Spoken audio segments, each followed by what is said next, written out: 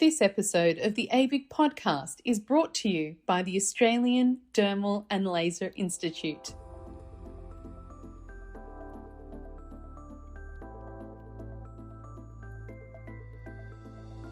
Hello and welcome to the ABIC podcast, your online support community for the aesthetic and beauty industry. Here, we're strengthening and unifying the industry through representation, innovation, and education. This is a platform created and dedicated to the aesthetic and beauty industry, valuing unity and advancement. We serve to represent, support, and inspire you by connecting you with industry experts, expanding your knowledge through educational pieces, and bringing you the latest industry news. This is the ABIC podcast.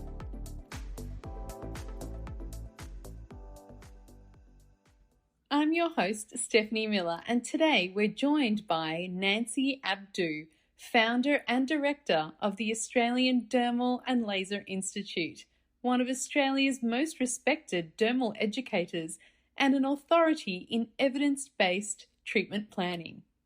With a unique blend of clinical experience, advanced skin expertise, and years spent training therapists across the country, Nancy understands the real-world challenges practitioners face when combining multiple modalities.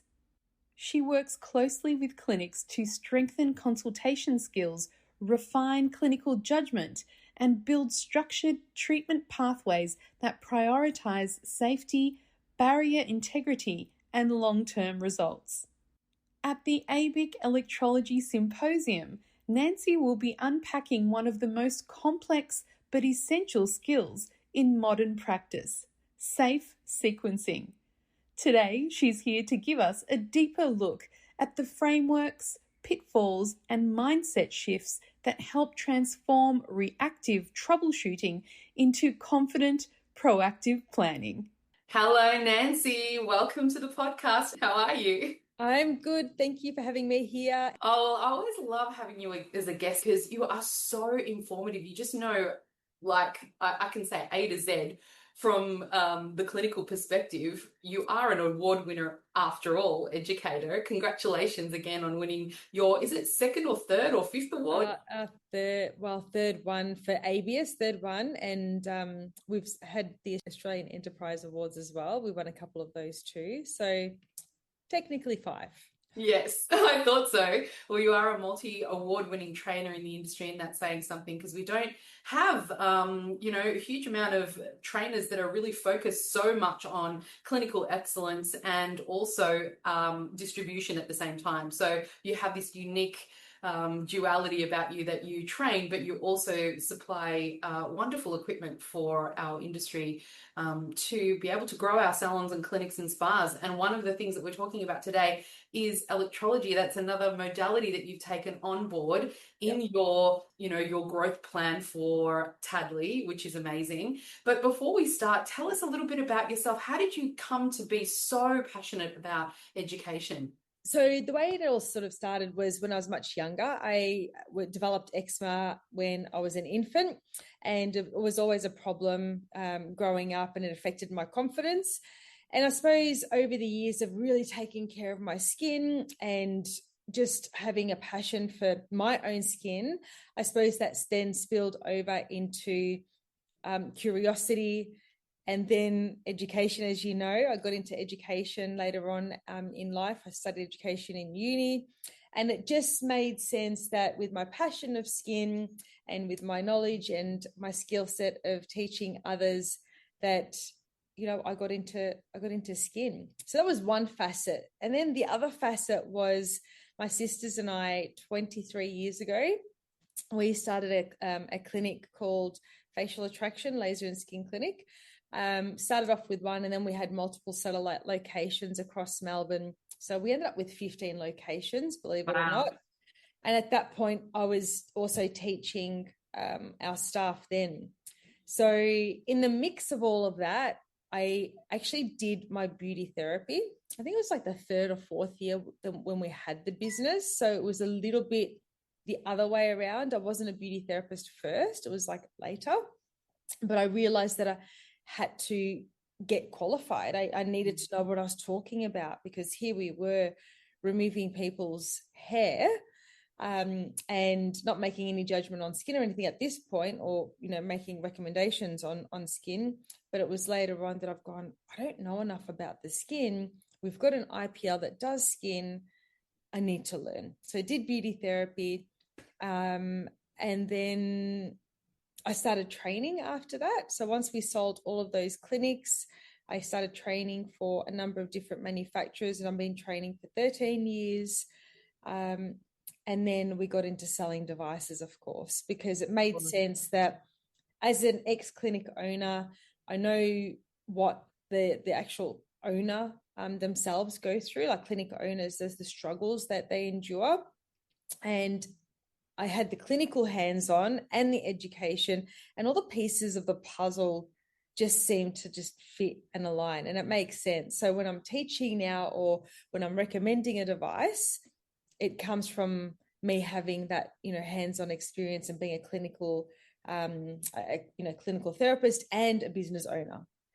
That's so extraordinary. It's very rare to have all of the three boxes ticked, I suppose, in terms of being a clinic owner. So having that experience with multiple clinics, I suppose, training staff and running a successful business, and then moving to training and then being a distributor. So you've had experience in all facets of our industry, and that's very, very special, and it will help as well. And I know that it actually helps your clients or your partners, because you know what they're experiencing in clinic, you know how to launch a device successfully. And that's a little bit different, because a lot of suppliers will give you a device, which is great, and they're good at what they do, but then when it comes to the implementation, the marketing of it, the successful application of it and the use, a lot of the times the machines just sit in the corner, and we know that. That's me. Exactly the problem. They'll sell you a box, they don't sell you a whole service, and they don't sell you the marketing and the education. Yes, there is education there, but it's quite limiting, because they'll say, okay, this is how you push that button and you tweak this, dial, but they don't tell you why you're pushing the button, why you changing up those parameters, or how. And there's a lot of great suppliers that are starting to do that, but you're among the ones that really have pioneered that, which is fantastic. And with the APRA changes saying that you actually do need proper structured training to perform high-risk procedures, we're waiting and watching to see that space, but also advocating for suppliers to have a really robust training plan and a training program attached to their devices and attached to their programs. And you're sort of miles ahead in that area. That's why you're on our committees as well, helping us to, elevate what we do and how we do it and how we supply machinery and devices. So watch that space, because we are going to be doing a lot more work there, and there will be government changes about the regulations when you do sell devices. So thank you for setting the standard there, which is wonderful. And today we're talking about electrology. This is a sort of new, not new to you, but new to your treatment portfolio, but you started strong. You've got one of the best devices in the world. Tell us a little bit about that device as well, because electrology's changed. It is faster, better, more, less painful. Tell us about what you've got. So, look, electrolysis has evolved a great deal. And, I would say at beauty school, most of us would have learned on the Steric. So it's a great, robust machine. It's a nice little nifty device, and it definitely has its place. However, it also has its limitations. And so the more I've learned about, I'll call it this new age, electrolysis, this, low pain, super fast Apple's device by Dectra International. The more I've learned about that, the more I feel like it's evolved in leaps and bounds. So, and it all comes down to how the power is being delivered and the speed and the pace that it's being delivered in. So instead of the probe being in the skin for say 5, 10, 15, 20 seconds, depending on what technology is being used, whether it's galvanic or whether it's thermolysis or both blend, the probe is in the follicle for an extended period of time.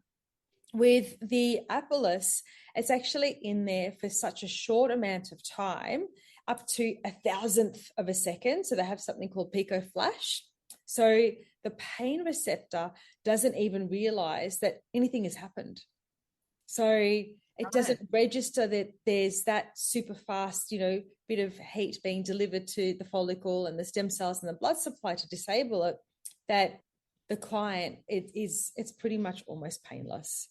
When I say almost, depends on the hair type, the thickness, the water content of, the person's follicle and within the follicle. So there's little bits of variations, but nonetheless, it is much, much more faster. The probes also make a difference. So they're called ProTech probes. They're by also Dectro, and they're semi-insulated.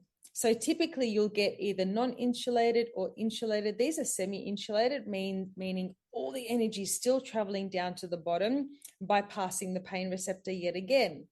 So it's all about comfort and also versatility. So no longer are we just sort of confined to treating certain or specific hair types and hair thicknesses. We can treat hair shapes and diameters and different depths of the follicles successfully with minimal pain. So client comfort is one thing. And then for the clinic, what's the win for them? Clients, instead of doing, say, 15 minutes of facial hair at a time, they can actually tolerate doing half an hour. They can tolerate of having, an hour, because it's so much more, I won't say pleasurable because it's, beauty, right? But it's just not painful. So, and again, we're getting through so many more follicles at one time. So we're talking between 120 to 150 follicles in a 15-minute time span instead of an hour. That's incredible. That's game-changing, because you're actually treating faster and the client is more satisfied as well. And correct, they're sitting there in a more comfortable position. Today, we're also talking about, there's so much to learn. This is why we've got the Electrology Symposium coming up on the 11th and 12th of January 2026. Yes, and you're a big sponsor, you're featuring, you're speaking, and we've got a lineup of incredible speakers, international speakers as well. Joanna Ganella is coming down from the US. Yep. It's going to be huge. But what you're also specializing in as well is this treatment planning. Now, from your background in knowing various modalities, you're not only talking about, the sequencing of treatments and the planning of treatments, but you also understand that client might be undergoing a whole bunch of other treatments, because, they're doing multimodalities a lot of the times. And so you understand deeply about treatment planning and sequencing. Even to the point of being able to teach it. One of the only ones that I've ever heard the word sequencing out of, which is incredible. Tell us what sequencing is, and what inspired you to really talk about this topic in depth? Yep. So look, sequencing and treatment planning are interchangeable, of course. So, why I say sequence, because there is a specific sequence when we're mixing modalities or combining modalities. We need to take into consideration the skin, what we're doing, what's happening to not just the epidermis, but the dermis of the skin, the client expectations. And so really it's a plan, but there's a specific sequence that needs to be adhered to. One thing should come before the other, and I'll get into that a little bit later on, if you will. But essentially, when I owned my, laser and skin clinics over 20 years ago, we realized that outcomes weren't determined by the actual treatment itself. They're determined by when the treatments were performed and what else the skin had been exposed to. And no two skins are equal. And, when a client comes to you, do they just come to you, or do they go to another, clinician or another therapist for other things? We don't know that. So we need to take all that into consideration. And so sequencing became part of how we thought, my sisters and I, how we thought clinically. So we all were sequencing and we all were treatment planning, even though back then it wasn't called treatment planning. Unbeknownst to us, it would have been, where it is now, right? So I suppose a therapist should be thinking not what can I do today, but what makes sense for this skin at this particular point of time. And so over the years, the approach has like shaped how I train clinics now. And now we're seeing sequencing and treatment planning discussed more openly across the industry. And we're not just talking, by beauty therapists or dermal clinicians, but also medical practitioners too. And so my session at the symposium will be really about formalizing something that many experienced clinicians already know, which is good outcomes come from good planning and good sequencing. What does safe sequencing or good sequencing actually look like in practice?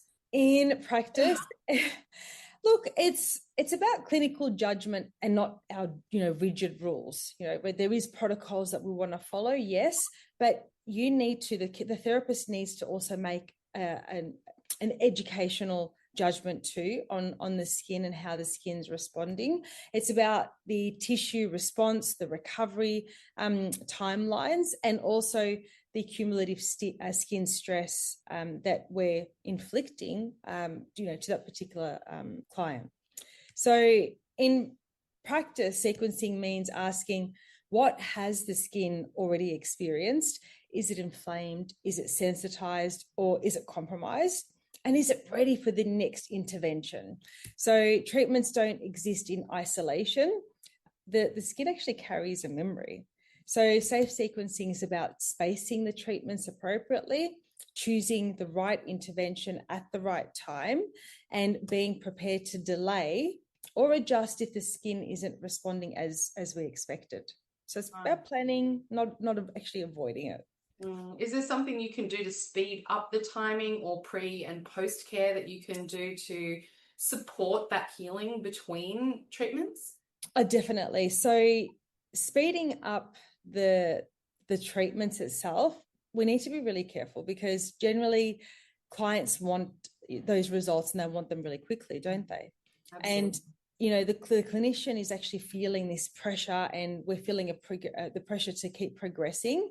And I don't think we should fall into that trap. I think it's really important to look at the skin, see how it's responding, and by our knowledge and our education, make that next, decision. Do we keep going? Do we keep pushing the boundaries further to escalate, not to escalate, but to get those results? And sometimes we just need to say no, like enough's enough, we've done enough, let's just wait 2, 3, 4 weeks, whatever it might be. But answering a question, can we make the skin heal a bit quicker so we can space our treatments a bit closer? Yes. And I would say skin prepping is one of the very best things, or very, very important things when it comes to sequencing and planning. Making sure that the skin is on a good skincare, and a vitamin A, B, C topically, a hyaluronic acid, SPF, the usual, but also looking at them, looking at your supplementation. So making sure that they're taking a zinc, essential fatty acids, biotin, magnesium. We're also magnesium deficient. Yeah. I think it's really important that, we take the internal and external into consideration when it comes to sequencing. We say to our clients, look, you need to be on that for 2 to 4 weeks.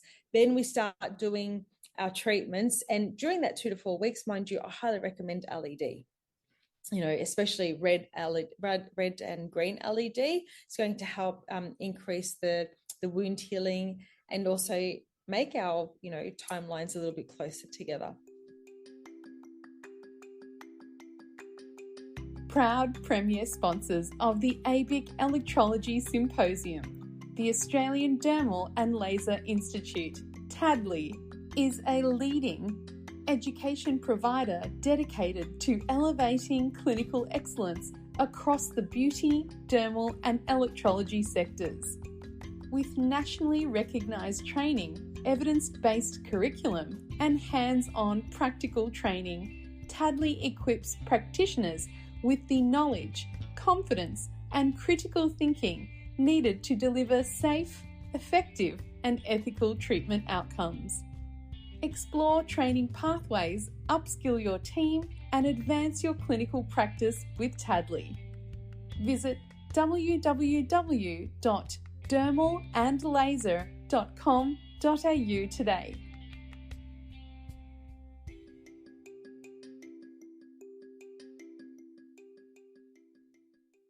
Well, what about when timing goes wrong? You know, the clinician possibly sees inflammation, maybe overstimulation. What are the most common pitfalls you see when things do go wrong? Look, I think first and foremost, when things go wrong, let's think about it the other way. How do we prevent from things going wrong? I think really that should be the important question here. How do we prevent it? And once again, I'm always going to go back to education, going back and reviewing and revising what you've learned about the skin. If not, seek out help to other educators to ask, how do I prevent from PIH occurring, so post-inflammatory hyperpigmentation, or even PIE, post-inflammatory erythema, from occurring? How do I prevent overstimulating the skin? How do I prevent degrading that epidermis too much? So prevention is the first thing.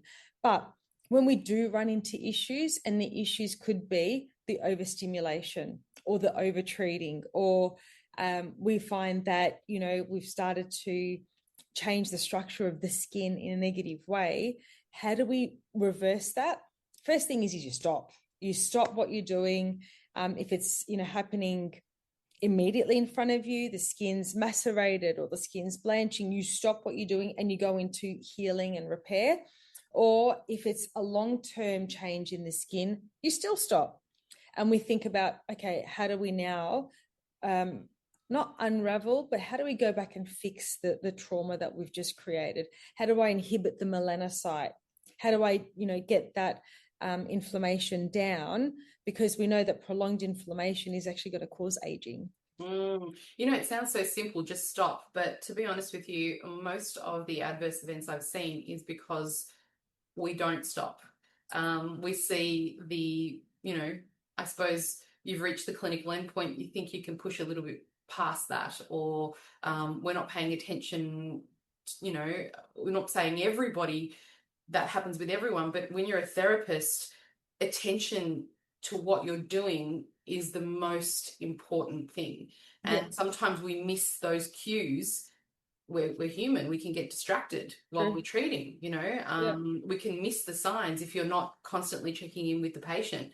And I think stop, check, revise is the most important part of it. And I've had, at this point over 20 years, close to 1,000 staff members, and I would say that's the most common reason why the adverse event happened, is because the therapist kept going. So that's really, really sage advice. It's really easy. Like you just, the ad that when we were little kids, stop, listen, what is it? Stop, look, listen to the cars. Yes. It's the same thing. Just stop, look, listen to the client, listen to, what they're saying, oh, it's feeling a bit tingly, this isn't feeling a bit right.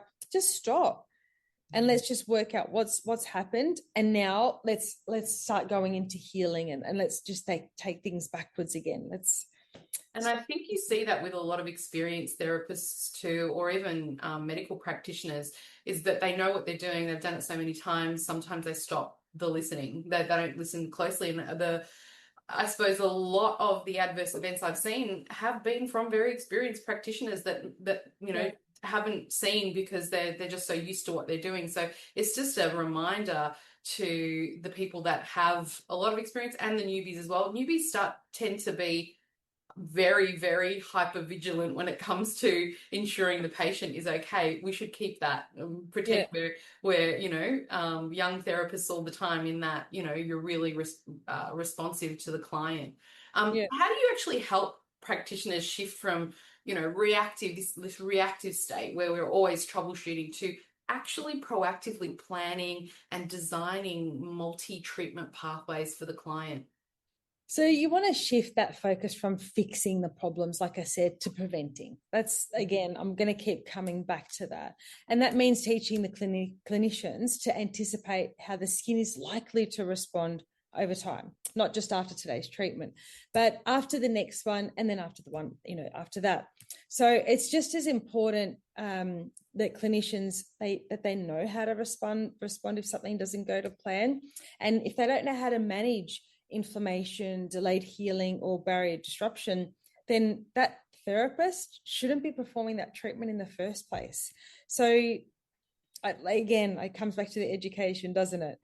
But really, essentially, proactive planning is about, competence, confidence, and knowing how to proceed and knowing how to stop. And then it starts with, you're a big proponent on the role of consultation in the journey, in that skin journey for the client. How can we make that conversation more strategic and also collaborative? So the consultation is where treatment planning and sequencing begins. It's everything. And it's not just about what the client wants today. It's about understanding their treatment history. It's about understanding their tolerance, their goals, their explanations. And so we now then have like this holistic overview of that client. Yeah, it's also strategic consultation, looking forward. What is that end result? And we want to set that roadmap rather than just a single appointment. So when I'm, consulting in my clinic now, I still do a bit of clinical treatments, by the way, just so I've got my finger on the pulse. I will actually spend 45 minutes with my client. It's a really big consultation. Then I'll take my my photos. So now already I've got an hour. And once I've done that, I'll actually send them off, and I won't tell them what I'm about to do. I'll just say, I'm going to email you your treatment plan. And it's usually about a 2-3 page of, it's a summary of what we've spoken about, what they're trying to achieve. I'll go through their medical history and actually see how their skin is affected by whatever, underlying problem they may have, whether it's, Hashimoto's or whether it's, menopause or PCOS. So, and then what I'll do is make a treatment plan for them. And it starts from prepping, LED, supplementation, and then it's a series of it's usually a 3-month plan. And then what they do in between the treatments, and then what they need to be doing to maintain. So it's not just a single treatment or a single appointment. It really is a sequence and a treatment plan and a journey with them. And it's a collaboration between my client and me.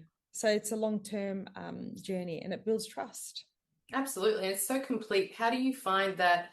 After spending so much time on the consultation, it's a whole hour, and then obviously all the paperwork that comes with it, do you find that you get a good conversion rate, that the clients proceed? Yeah, they do, because what they do is they get this report with the report, and it's a report that, and I've got no shame, ChatGPT helps me.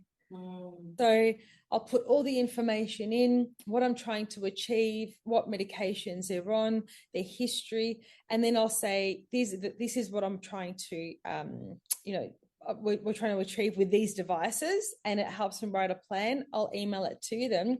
They've never received anything like that. I've had even a client say, my dermatologist has never given me a report like that.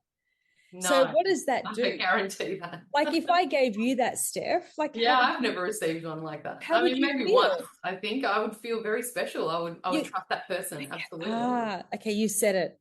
It's trust. And so I build this trust. And so when I say, hey, we need to start off with 3 medical pills and it's 1,195, they're like, here. They don't even bat an eyelid, because immediately I've given them the report. They can see what I'm doing, what my intention is, how we're going to get there, how long it's going to take. And so parting with that $1,200 is not even a consideration. Yeah, right. That is it's such a great way to make the client feel comfortable, relaxed, and safe in your hands as well. Safe. In your view, there's a lot of talk about education reform, and next year it is going to be a big hot topic. If we get funding, if our industry gets funding for education reform, fingers crossed for sure. Fingers crossed. That we have a chance to rewrite the book on how we train and educate, and how, I suppose, we endow the next generation with the skills and support to be able to help these clients in a more holistic, professional, safe, and successful way. In your opinion, where does professional education need to go to be able to support integrated treatment planning, not just in the beauty industry, but across our whole sector? It's a very good question. It's And it's like so broad and so diverse, and there's so many different angles. Education needs to place a bigger emphasis on that clinical decision making, because oftentimes what I see is they'll read the protocol and they don't actually divert from the protocol. And no two humans are the same, no two skins are the same. We're going to have to sometime go off protocol. And we know that operating the device is just one small part of the practice. That's the easy bit. But what we need to do is teach our practitioners and therapists and whoever we're teaching how to assess the readiness of the skin, the risk and the recovery, and not just to think in timelines and not just treatments. So I think this is where the sequencing and treatment planning is, where safety, ethics and results intersect, and the education, I think it really needs to reflect that reality. So I think that comes with a very knowledgeable therapist. So I think we've got a long way to go in the content of the training and education delivered, so that they have those skills to make those calls, those decisions based on their expertise and knowledge. Because to go off the treatment plan means to know the skin and to understand what's actually happening. So I think that's a really astute way of putting it, Nancy, and can't wait to get your input over the next couple of years in how we actually make that come to life. So we're actually going now, I'm going to see you at the symposium, which I'm so excited about. But if you could leave everyone that's listening with, or every really attendee that comes with one mindset shift about sequencing, what would it be? Look, sequencing isn't definitely about holding clients back. We want to, definitely embrace, planning and sequencing. It's about moving forward with that client, but safely and efficiently and effectively. So, and again, it's not just safely and that's it, because you don't get outcomes. So there's a fine balance between safety and results. So it's all encompassing. And I think when treatment planning is done properly, the results are achieved. They're achieved faster, complications are reduced, outcomes are so much more predictable. So I think good sequencing is confident, clinical and intentional. And I always think there's one rule I always will go by, and if anyone takes anything away from this, if you wouldn't do it on your own skin, don't do it on a paying client. Well, I like that. That's mic drop right there. It's so true. Like every time I get a new device, or every time I think, okay, how would I do something on a client? I've already had it done. I've had it tested. And if it wasn't on me, it's been on a family member or someone before actually doing it on a paying client. Treat cautiously, treat with thought, intention and safety. I love that. Thank you, Nancy, for joining us on the podcast. Always such a pleasure. And thank you so much for being such a supporter of the industry. You're a foundation member of ABIC, and that's no small affair. It is a big partnership that involves a lot of collaboration with us, with the industry, and your funding keeps us going, and it helps to support the HR support that we give to all of our members, and also just the support in general. So thank you so much for being so altruistic. Always a pleasure. No, it's a pleasure that, thank you so much for giving me the space and time to, just voice my thoughts and opinions and just how I feel. And, you too, I think without ABIC, would there be any of this education and compliance building? I think future-wise, ABIC will play definitely a massive role in our education and compliance, and especially with distributors, it's needed. We're getting there. We're 4 years old, and watch this space. It's going to be a big things to come. We've already achieved so much with the help of our foundation members and our members. So yeah, we're pretty excited for the future. Thanks everyone for listening, and we'll see you all at the symposium. Bye. Thank you. Bye.